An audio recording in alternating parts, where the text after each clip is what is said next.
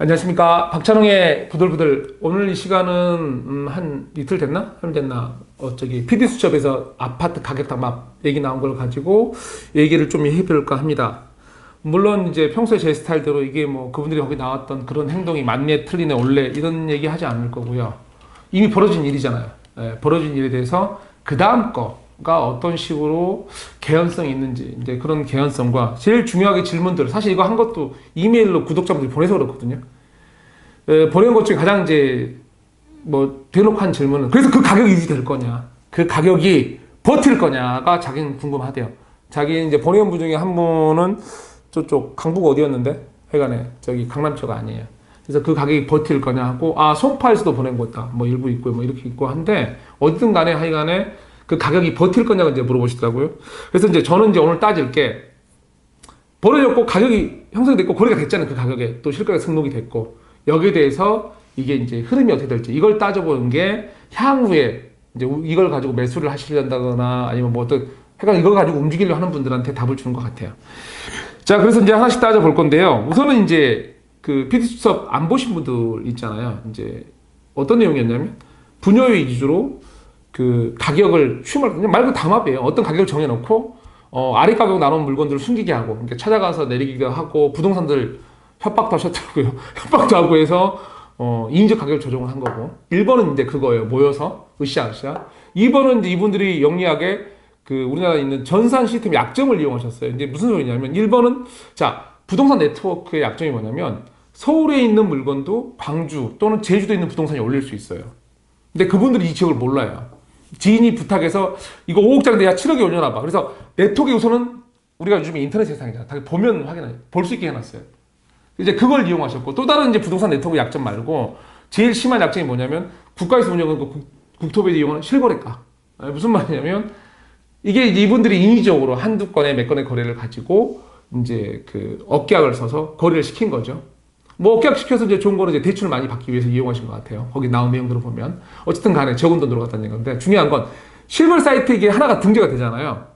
그러면 이게 이제 가짜 그런지 내용을 우리는 알 수가 없잖아요. 단지 다음 매수자한테 이거 보여주기 쉬운 게 뭐냐면, 봐라, 이 전달에는 뭐 5억이었는데 뭐 아니면 10억이었는데 지금 한 달 만에 뭐 12억, 11억, 뭐 1억, 2억 올랐다. 이 사이트나 거짓말이 아니라 실거래 사이트다. 실제 거래가 됐지 않느냐. 이게 사실은 정말로 이 매수를 고민하는 사람한테 유혹되는 정보예요. 정말 이게 흐름이 강하네. 한 건, 두 건, 세 건. 뭐 많은 거래 경도 필요 없어요. 몇 건만 거래돼도 해요. 그러니까 되게 이제 이 약점이거든요. 이게 사실은 좋게 쓰라고 국가가 만들었는데 잘못된 약점. 그 다음에 이제 또 다른 약점을 뭘 이용했냐면, 전산 시스템에서 이제 은행 대출에서 간평이에요. 무슨 말이냐면, 보통 이제 우리가 대출을 은행 신청하면 간평이라고 받아요. 이제 감정 평가를 받는데, 이 이제 능력 좋으신 이 간평사님들이 하는 일이, 이 가격은 뭐 이런 제 물컵이면 이거는 꼭 5천 원이야. 이걸 정하시는 건 아니에요.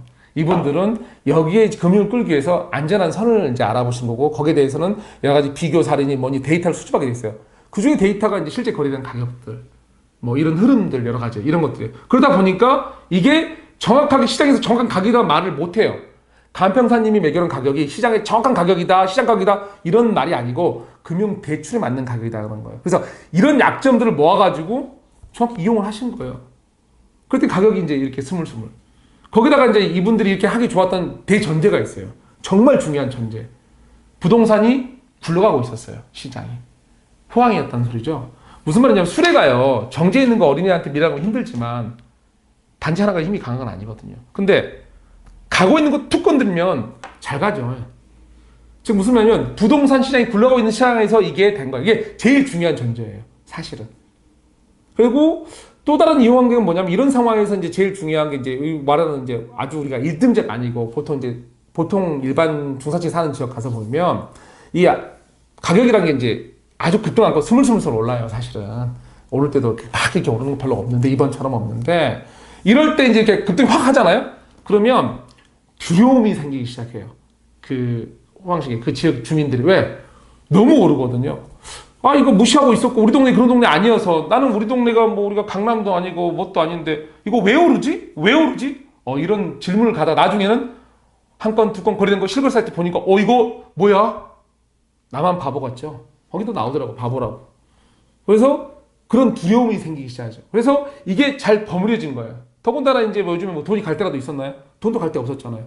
투자할 데도 없다, 은퇴자들도 많은데, 가격은 현금 두건 딱딱 이런 게 보여줄 수 있는 거, 국가 사이트 이런 게만 생기니까 가격이 쭉쭉쭉쭉 분여회의 담합과 그런 약점들이 벌무너져서 가격이 올랐어요. 자, 중요한 건 그렇게 올랐는데 거기에 대해서 그분들이 한 행동이나 말에 대해서 뭐 우리가 뭐 저 같은 경우 제 재산 아닌데 뭐라 하긴 그렇고, 중요한 건 지금부터 이 가격이 유지될 거냐잖아요. 그러면 이제 먼저 전 따져볼게. 뭐 뒤에 딴 것도 따져보겠지만 이분들이 썼던 칼부터 따져보겠어요. 우선 썼던 칼이 1번은 담합이었죠. 모인 거예요. 으쌰으쌰. 돈을 목적으로. 근데 이 돈을 목적으로 모인 집단의 특성이 뭐냐면 약간 안 좋아지면 돈을 목적으로 모였기 때문에 돈이 안전하게 보호하려면 돌아서기도 잘해요.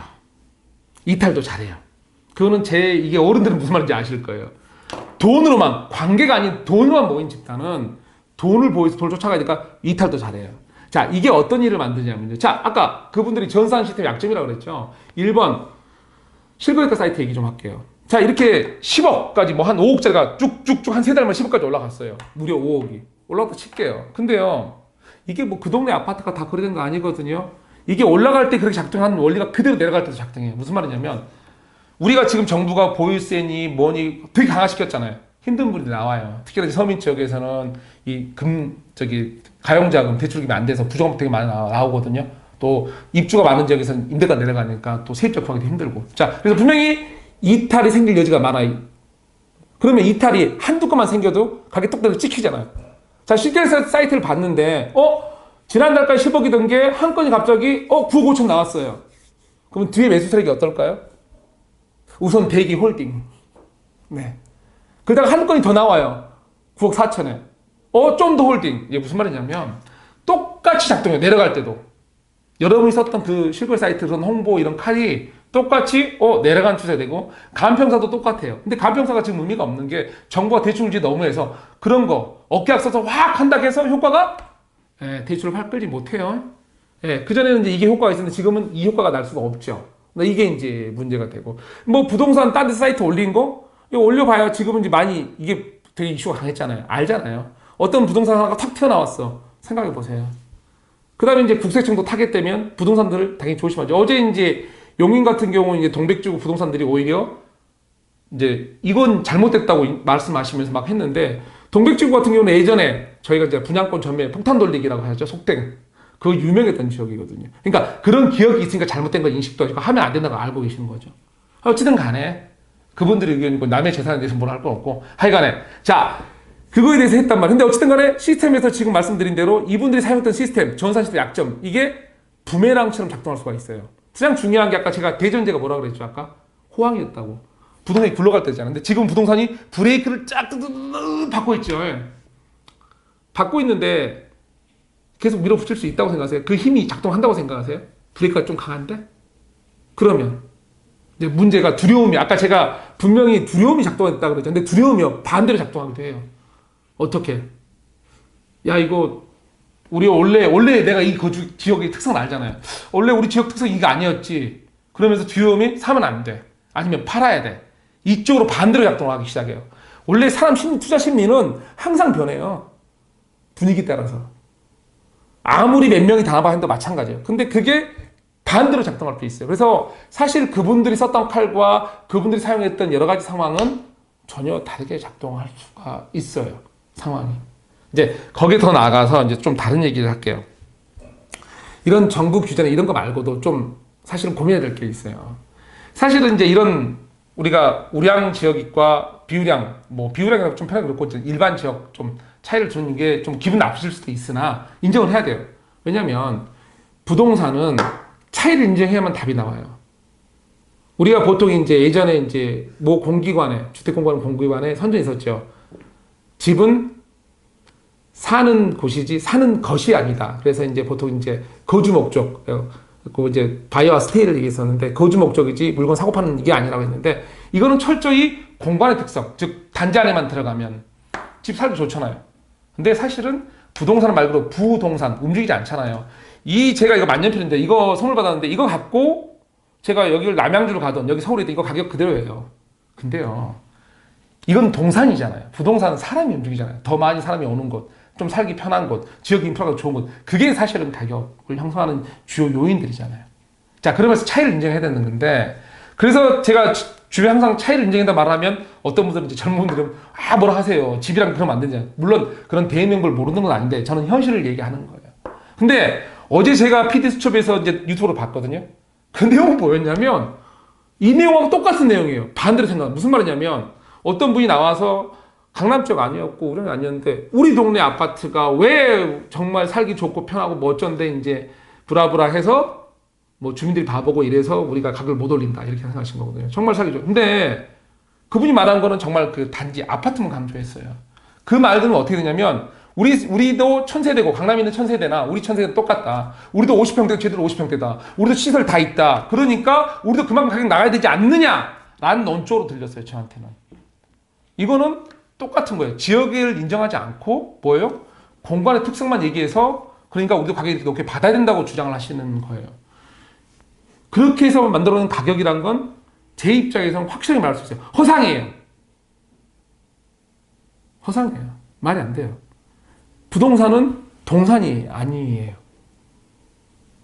그게 이제 우리가 정말로 강한 지역에서 어떤 뭐 이렇게 좀 이게 나오는 거 설명할게요. 사실 이번에 문제가 뭐냐면 제가 생각하는 건 뭐냐면 이런 약한 지역들에서의 가격은 사실은 어떤 여러 가지 외부 영향을 바로 받아요.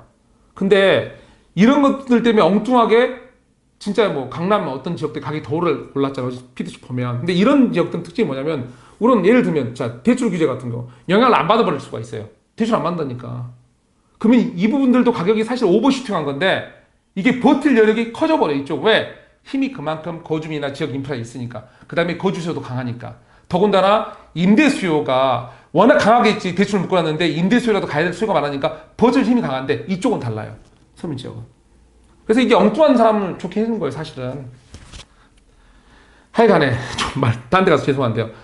그런데, 지금 상황이 이제 이런 상황이에요. 그래서, 지금 이분들이 얘기했던 게 부동산 특성을 버리고 공간 특성만 강조한 거거든요. 그러면, 우리도, 야, 저렇게 만들 수 있지 않느냐. 강하게. 강하게, 야, 지금 가격 이것도 우리도 지역 살기 좋은데. 예, 그러면 지역을 바꾸시면 돼요. 우리 지역이 정말로 좋은 인프라 갖고, 여러 가지 교육시설도 있고, 평지 뭐, 여러 가지 시설을 갖추면서 지역의 힘을 남들이 보기에, 여러분이 보기에 아니고, 남들이 외곽에서 보기에도, 너희 정말 인정. 그러면 되세요. 근데 어제 PD수첩에서 제가 본 건 뭐냐면, 아무도 뭐 지역 얘기는 별로 안 하시더라고요. 우리 아파트. 내 아파트 좋아요. 여기 있는 아파트나 쫙 시골에 충청도에 있는 아파트나 천세대 지어놓고 안에 수영장 지어놓으면 안에서는 살기 다 좋아요. 근데 왜 저기 인정을 안 해요? 주변이, 직업이, 인프라 여러 다 다르잖아요. 사람 모여 있는 게. 그거거든요. 그거를 인정하셔야 돼요. 근데 어제 제가 피지 본 거는 똑같았어요. 그래서 그 가격이 제가 허상이라는 거예요. 자, 어쨌든 가격 형성됐는데 아까 말대로 이제 정리를 해야죠. 자, 여러분이 썼던 칼, 여러분이 썼던 전산시장 약점, 이게 부메랑 작동할 수 있어서 조심하셔야 되는 상황이고요. 이걸 말씀드리는 건 지금 매수를 생각하시거나, 그런 분들은 약간 홀딩 하시는 게 맞을 것 같고요. 자, 그 전에 어쨌든 간에 이걸 가지고, 저 부동산이니까 뭐 투자심리 투기해서 돈 버는 경우도 있어요. 그걸 갖고 있는 분들은 고민을 하세요. 여러분이 버틸 수 있다고요?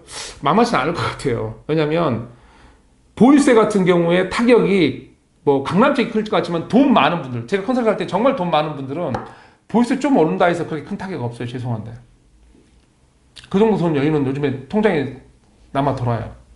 어느 지역이 타격이 크냐면 정말로 이런 지역들에서 갑자기 급등한 지역들은 주변에 잠깐만 상황 체크를 해보세요. 우리 주변 동네 사람들 정말 돈이 많은가? 근데 그렇지 않은 것 같아. 그런 느낌 드시잖아요. 그냥 부동산 저거 하나 오른 가격뿐이야. 딴 거 없어. 사업이 잘 된 것도 아니야. 그러시잖아요. 타격이 커요. 보유세가 또 타격 큰 게 지금 뭐 좀 시뮬레이션 몇 가지 경우를 들어서 해보면 기준시가 한 10억대 분들이 타격 많이 받게 돼 있거든요. 지금 한 100만 원 내는데 아마 뭐 적용률 100%하고 한 1%까지 적용하면 한 5배 정도 뛰어요. 전 시뮬레이션 좀 돌려봤거든요.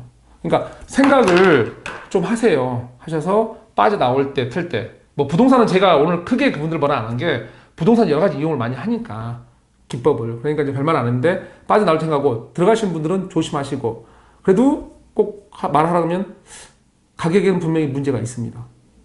네, 감사합니다.